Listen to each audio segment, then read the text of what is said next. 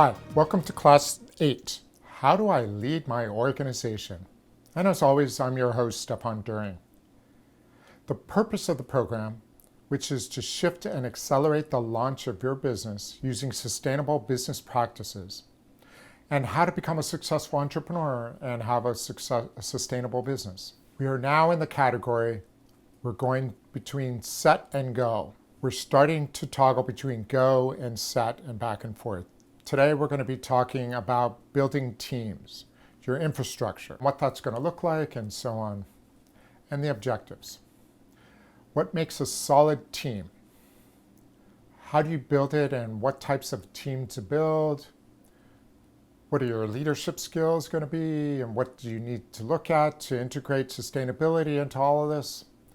And finally, we're going to finish with you understanding your presentations and what goes into them to put a solid presentation together. Here again are the 4 plans. We've seen this before, so I'm going to go through it relatively quickly. There are 4 major areas of running your company's strategy, your marketing team, your financials, and it's iterative. So we're going to be going through each, and each time we review it, we go deeper. And so today we're going to go deeper into team. And what does it look like to have a team? What is the strength of having a solid team in your business, and what does that mean? The team building spiral deepens. Every leader of a company, large or small, needs to recognize that their success is entirely dependent on relationships. We will work on external stakeholders in another class. This one is internal stakeholders. Again, stakeholders are anybody that has a stake in the success of your company. Even if you just have 2 people on your team, that makes a team. The value your team brings to your organization is multifaceted, and funders are always going to ask, who's on your team?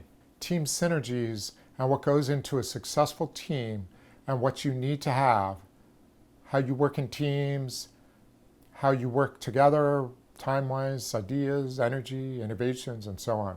Some teams that I've seen that are very successful are ones that have experience.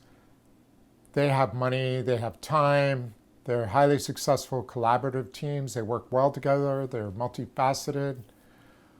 A lot of funders are going to insist on seeing that your team looks like that, or as close to that as possible.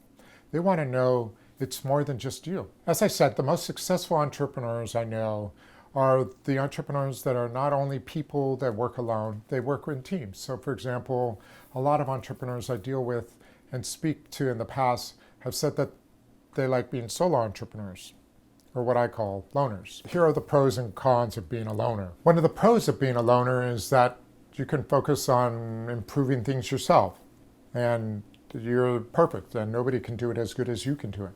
One of the cons is that you might hit blind spots and you won't know because they're your blind spot. If you're only a one-person shop, you rely on your own team, your own ideas, your own energy, your own skills, your own experiences, and your own money. Ironically, that ends up you being even more lonely. So you're a loner, but you're also a solo entrepreneur. The ironic thing is that when you're a loner and a solo entrepreneur, you end up doing things yourself, and in the process, you find yourself being even more alone. Another way you can do it is to put specialized positions on the field. You can spread the workload and the risks. You can also use a team as a sounding board. You can use the experience and their expertise.